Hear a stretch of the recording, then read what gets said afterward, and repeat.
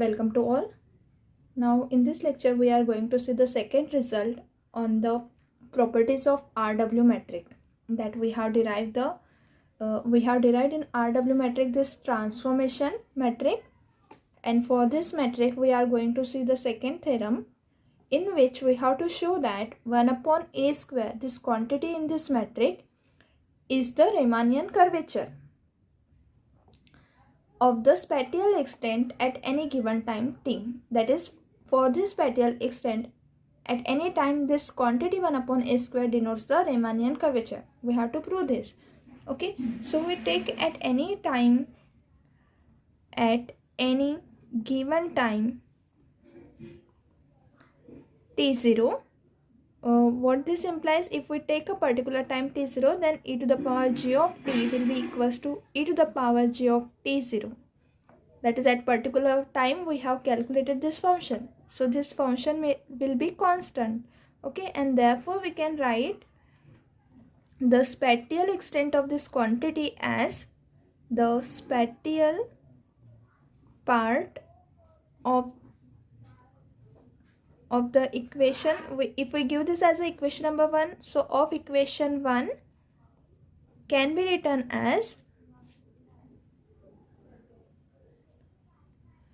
we write this in the form d summation square equal to dr square upon 1 minus r square upon a square plus r square d theta square plus, we take this in a bracket, sine square theta d phi square. Okay, so we have written here the spatial extent of this metric in this form, and now we let here x1 as r, x2 equal to theta, x4 x3 is equals to phi. Okay, we have only 3 coordinates in a space, so r, theta and phi we denote it as x1, x2, x3. Now the metric component corresponding to this spatial extent, we have the metric coefficient of above spatial extent,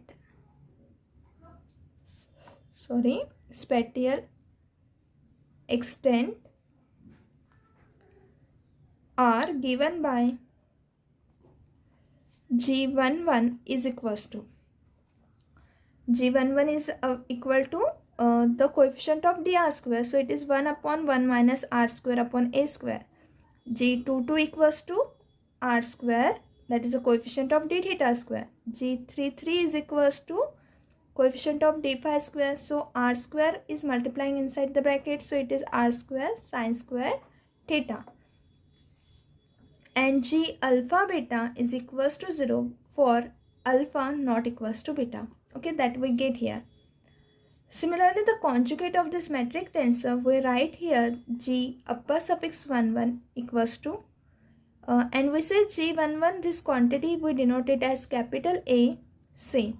So we write this is equals to capital A, so G11 is 1 upon G lower suffix 11. So conjugate of this is equals to 1 upon A. And G22 equals to R square, so G upper suffix, here G upper suffix 22 will be equals to 1 upon R square. G33 is equals to 1 upon R square sine square theta. And since G alpha beta equals to 0, so G upper suffix alpha beta is also equal to 0. Now corresponding to this metric tensor, we calculate the non-vanishing Christoffel symbol. The non-vanishing Christoffel symbol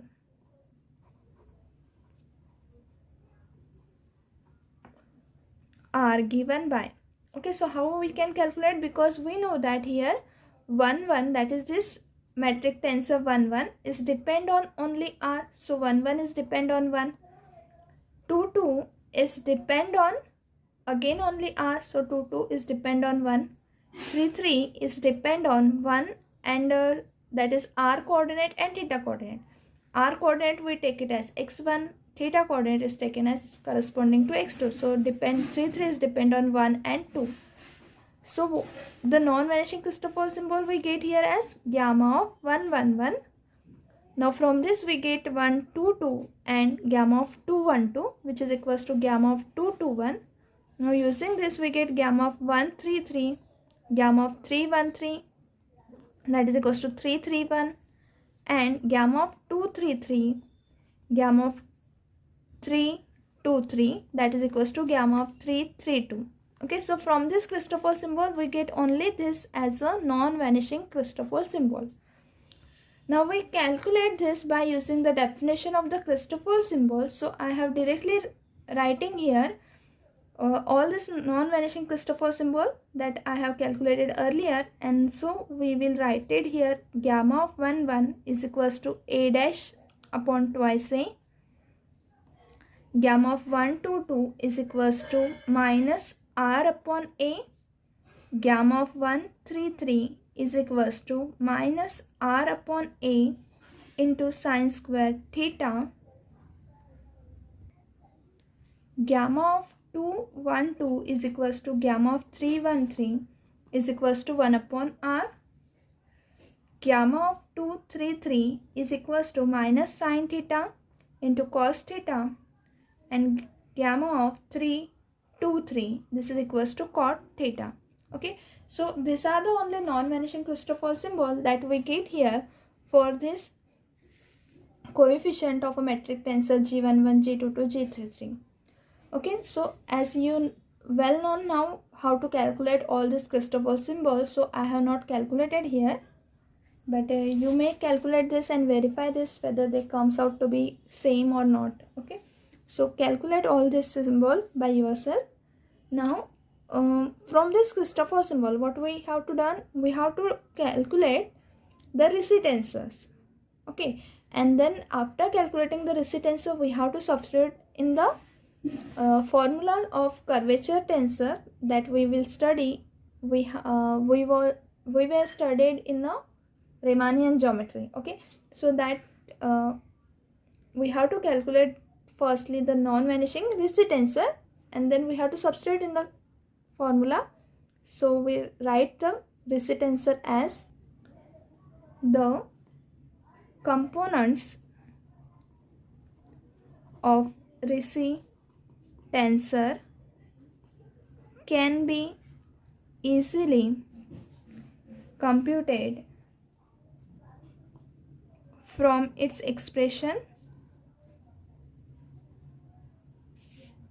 R alpha beta is equals to minus of, we are writing in terms of alpha beta, which is given as the formula for Ricci tensor is minus gamma alpha beta comma gamma plus capital Gamma, gamma alpha gamma comma beta minus gamma of gamma alpha beta multiplied to delta gamma delta plus gamma of delta alpha gamma multiplied by gamma of small gamma beta delta.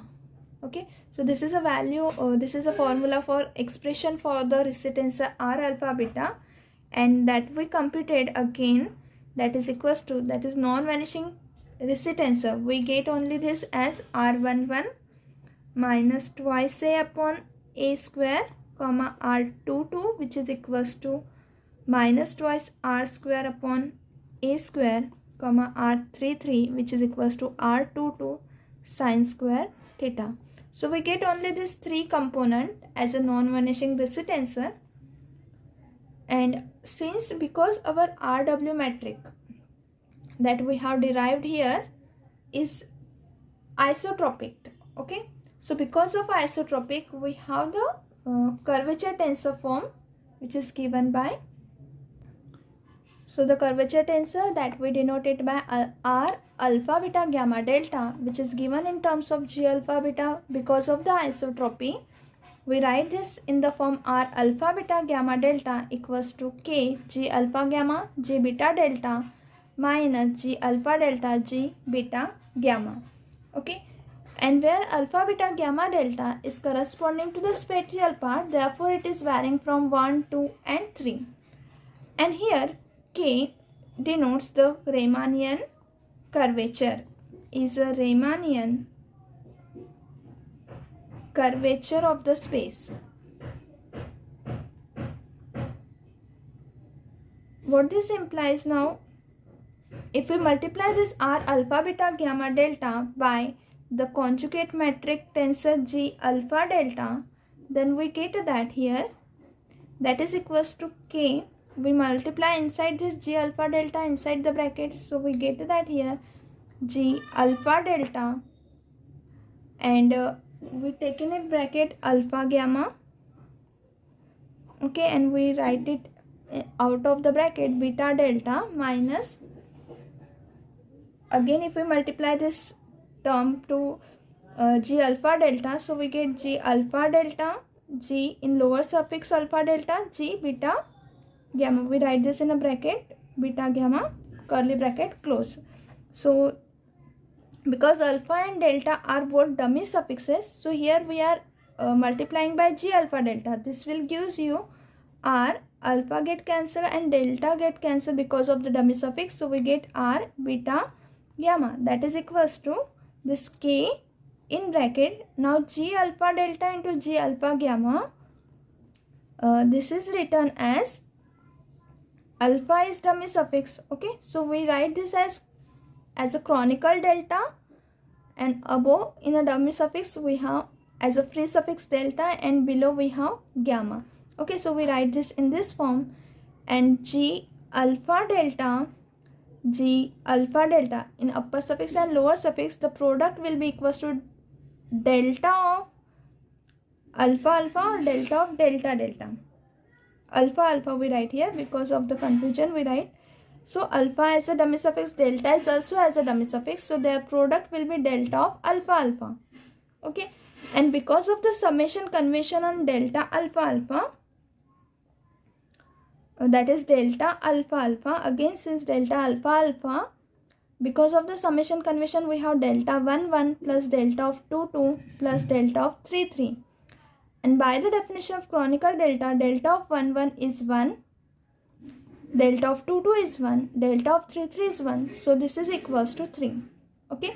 So we write here by this using this we write this bracket term as delta of delta gamma multiplied by G beta delta minus this is equals to delta of alpha alpha G beta gamma, okay. Using this we get this result. Now again using this, and we replace here delta gamma G beta delta. In this term we replace delta by gamma, okay. So replacing delta by gamma, we get this is equals to delta of gamma gamma G beta delta, and therefore this is equals to 1 here now, okay, because here this is a free suffixes, and when we change the free suffix into the gamma, so this by definition of chronicle delta it is equals to 1, and this delta is changes to gamma, okay. So we substitute this value here in this equation, so we get R beta gamma is equals to K multiplied inside the bracket G beta gamma minus this is our minus 3 G beta gamma, because of delta alpha alpha equals to 3, okay. So G beta gamma minus 3 G beta gamma will be equals to minus twice K G beta gamma, okay. So what we get, R beta gamma, this will be equals to minus twice K G beta gamma. Now we substitute here the beta gamma, both the values as equals to 1, because we have only R11, R22 and R33 as a non-vanishing Christopher symbol. So we used here in this equation beta gamma is equals to 1. So what this implies, R11 is equals to minus twice K G11 and R22 equals to minus twice K G22. Therefore what this implies that if we compare the values of R11 and G11, what is R11? It is minus twice A upon a square equals to minus twice k, and the value of G11 is capital A. And R22, which is given as minus twice r square upon a square equal to minus twice k, and the value of G22 is r square. So minus minus get cancelled, a get cancelled, same here, minus 2 get cancelled, r square cancel. So from both this we get that capital K is equals to 1 upon a square. So what here capital K? It is a Riemannian curvature, and we have shown here that this capital K is equals to 1 upon a square, and therefore in the spatial extent of our line element, which is given by this equation number 1, denotes this 1 upon a square denotes the Riemannian curvature for any given time t. Okay, so we have proved here the theorem 2, that is the second result on this on this line element. And as a remark, because we know that 1 upon a square can be positive, negative and 0, so as a remark we write here, if 1 upon a square is positive, 1 upon a square as a negative, then curvature capital K is positive, negative and 0. Okay, so we write the remark here. So our remark is the Riemannian curvature capital K, because of 1 upon a square can be take positive, negative and 0 value, therefore capital K can be take positive, negative or 0 value. And according to this we get 3 types of spaces. Firstly, K equals to 1 upon a square greater than 0. This gives a spherical space. If it is negative, we get a pseudo-spherical space, because as it is negative, then A is imaginary and therefore we get a pseudo-spherical space. And when this is K is equal to 0, we get a Euclidean space. We called it also as a flat space. Okay, so thus we have the following spaces, which is the spatial part of that spaces is given by, because of this that this is our equation number 1, and for this we are discussing about these spaces. Okay, so as A is real, we get that 1 upon a square is positive. So A is real, which gives you spherical space, and it is a space of positive curvature. We say that when K is greater than 0, we say that we have a positive curvature. So the model which is given in this equation number 1, its spatial part will take the form dl square equals to e to the power g of t dr square upon 1, here it is minus r square upon a square plus r square in bracket dt d theta square plus sin square theta d phi square. This model, which is in equation number 1 with this spatial part, is called as a closed model. That is, when it is greater than 0, we get a closed model. Now when 1 upon a square is negative, what it means? When A is imaginary, it is negative. So we say that A is imaginary and it gives a pseudo-spherical space. And it is K is lesser than 0 means it is a with a negative curvature. So this is a pseudo-spherical space with a negative curvature. And the model, which is in equation number 1, is, we call this model as the open model, and its spatial part is given by e to the power g of t dr square 1, here it is plus. Okay, so when we have an open model, we have in a spatial part as a plus, because 1 upon a square is negative, so minus it going to be a positive, plus r square d theta square plus sin square theta d phi square. Number third, when 1 upon a square equal to 0, that is our curvature is equals to 0, we get flat space, or it is called as a Euclidean space. And for this Euclidean space, we have the spatial part as e to the power g of t dr square plus r square d theta square plus sin square theta d phi square, and we call this space of 0 curvature. Okay, so in this way we have seen the remark, depending on the curvature, which is positive, negative and 0. When it is positive, we have a closed space. When it is negative, we have an open model, and when it is equals to 0, we get a Euclidean space. Okay, So now we will conclude our today's lecture. Thank you everyone.